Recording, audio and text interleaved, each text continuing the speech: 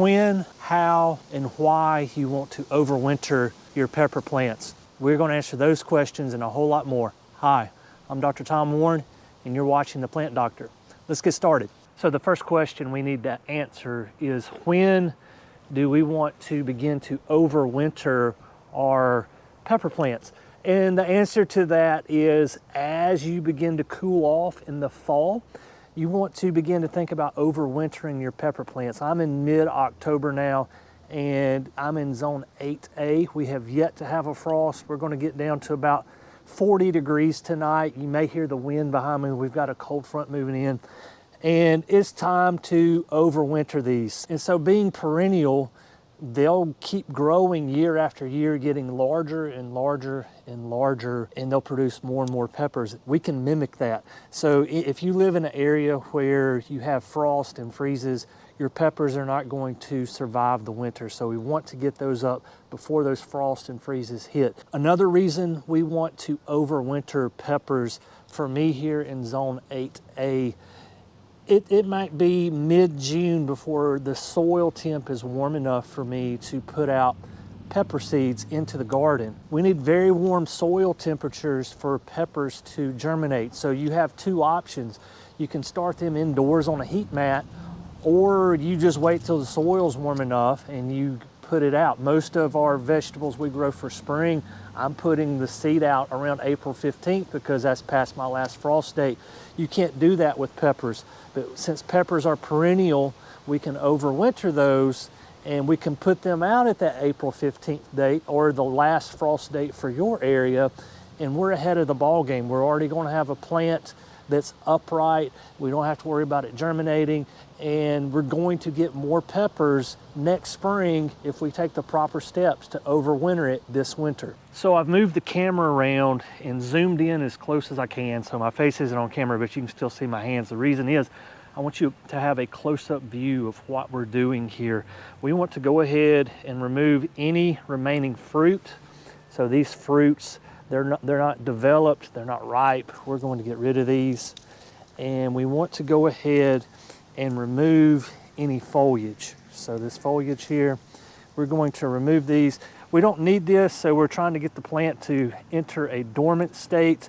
Also, the foliage is going to be an area where insects like to hide out. So if you've ever had issues with aphids, aphids are going to live on the underside of leaves, and we do not want to introduce those to the house. That's a bad thing. So we're going to go ahead, remove these leaves off.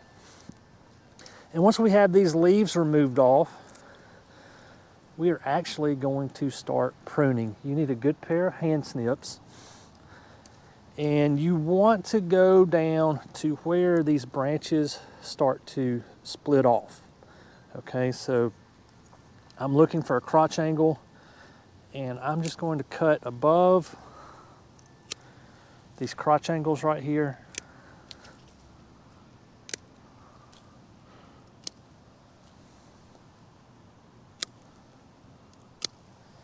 And I'm left with this.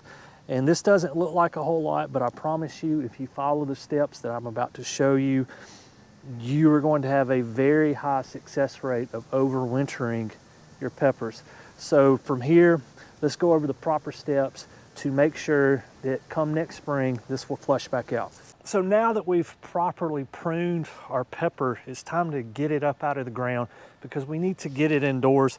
You need a pretty good sized shovel. I don't think a hand spade would be sufficient. So you need a good shovel, and you want to go all the way around the plant.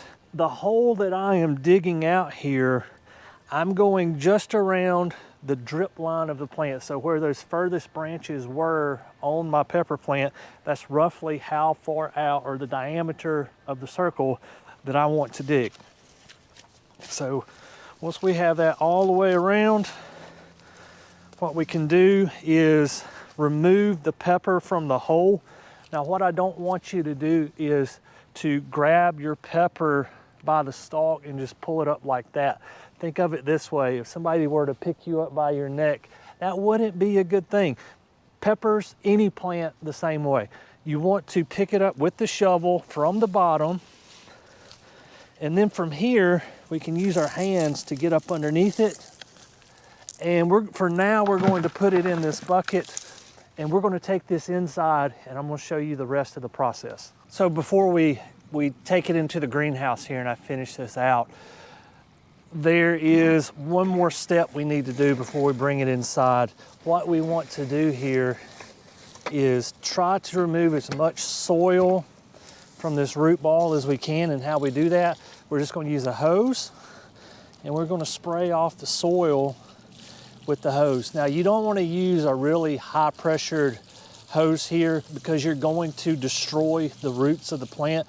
You can see about how much water I have coming out here, and I'm just slightly putting my thumb over it to increase that velocity of the water to knock off some of the soil that is on this pepper plant. It also gives me an opportunity to remove some of the weeds that are around this particular pepper plant. Notice here I've got dormant Bermuda grass that's growing up around it. So this actually serves multiple purposes. We can remove some weeds. We can also get the soil off of the root ball of the pepper. So I've moved inside of the greenhouse here, and I don't want you to think that, oh, I have to have a greenhouse to overwinter a pepper. That is not the case at all. I'm showing you, the homeowner, how you can do this at home. Store this in, if you live in a more southern climate, you can get away with keeping it in your garage. But say you're zone 5, 6 north, you may want to have this in a window in a heated area to keep it warm. But we have our pepper plant here. You see, I've knocked all of the soil off of the roots. That is what we're left with. If you have roots that are extremely long, this one did not have extremely long roots, but if you do have extremely long roots, you can go ahead and prune those off. You want some roots that are 6 or 8 inches long, and that kind of be the average root length. So if you've got roots that are 12, 18 inches long, you may want to prune those in order to get this in a pot that I'll show you how to do later. But before I put this in a pot, what I want to do is I am going to have this in my house. I don't want aphids in my house. I have things like rubber trees at the house and some citrus plants and ferns that overwinter in the house. I do not want to introduce any insects to those plants, and plus I just don't want insects in my house. It's nasty. So one thing you can do, you're gonna take a bucket, you can take Dawn or a very mild detergent. You can also use neem oil, or if you have a pyrethroid-based insecticide. So pyrethroids are derived from the flower of the chrysanthemum, and they're a safe, effective method of getting rid of a lot of pests.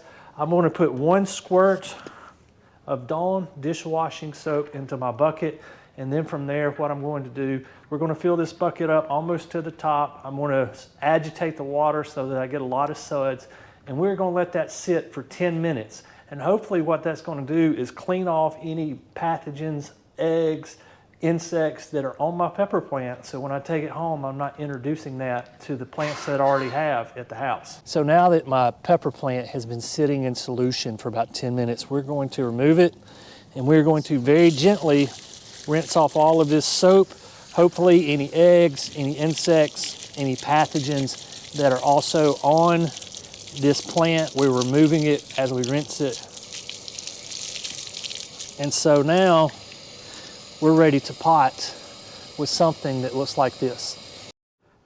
So I've moved the camera around to give you a point of view angle. Here again, I'm trying to give you the best view I possibly can of the process. So the potting media we're using is nothing fancy. It's just a mix of peat moss, vermiculite, and perlite. It's Berger potting mix, but you can go to Lowe's or Home Depot. Any generic potting mix is going to suffice for putting your pepper in for overwintering. What size pot do I recommend? Well, it depends on the size of the plant, really. So this is a first-year plant, and so I'm just using a 1 gallon here, and it's going to fit in there just about perfect. If this was a larger plant, say this is the 2nd or 3rd winter that I've overwintered my plant, I may go with a 3-gallon pot or a 5-gallon pot. But for the first summer, or the first winter, I should say, what we're looking for is just a 1-gallon pot. So what I would not recommend is something like this. This is a little 6-inch pot that like an annual would come in. You want something a little bit more bigger than that. But all we're going to do is I'm going to take my 1-gallon pot, I'm going to fill it roughly 1/3 full with potting mix. I'm going to take my pepper. I'm going to place my pepper. I got a little piece of Bermuda that was still left on there. We're going to pull that off. I'm going to take my pepper, place it in there so it looks something like this. You can see in there. So the bottom roots are touching the soil. My longest roots are touching the edge of the pot. I'm not worried about this plant becoming pot bound in this because here again, the plant is dormant. It's not going to be putting on a whole lot of growth over the winter. So from here, all I want to do is fill up the pot with potting mix. We need to get some over here on this side. And maybe one more handful over on the right-hand side. We're going to push that down a little bit. And so what I'm looking for, I want that potting mix to be roughly between 1/2 and 1 inch below the lip of the pot so that when we water, this isn't overflowing over on the side. So what am I doing with this pepper plant now? Now that it's in a pot, I live in zone 8A. I could really get away with just keeping this in the garage all winter. It's not going to hurt anything. If I was in a more northern climate, I would want to keep this indoors in a heated area. You can actually grow peppers indoors over the winter with a grow light. However, I don't want you to think you're going to get the same yield that you would as growing outside during the summer. You'll get a few small peppers, but for the investment in the light and the equipment and the time that you're going to put into it, I think the yield's marginal, so I don't worry about that. I want to keep this in a dormant state, so I'm just going to keep this into my garage over winter. I'm going to keep the moisture level of the pot moderately moist, so I'm going to water this until it's saturated, and then I'm not going to water again at all until I can take my finger, put it in a weep hole in the bottom, and it feels dry. Once it feels dried out, I'll water it again. I might water this twice a month. Maybe I can get away with once a month, but every 2 weeks, I'm just going to check. I'm going to put my finger in here. If it's moist, we're not going to water. If it's dried out, we'll water. You do not want to water this too much. You'll get root rot, and then all this labor that we've gone through to overwinter our pepper will be for naught. If you have any questions about overwintering peppers, please leave those down in the comments below. I'll do my best to answer those. Also, if you've overwintered peppers in the past and you have suggestions for us, please leave those down in the comments as well. I'm doing my best to create a community of learners where even though I have a PhD in horticulture, I can learn something from you guys, and hopefully I can share some knowledge that makes you a better gardener as well. Guys, as always, thank you for watching The Plant Doctor, and until next time, happy gardening.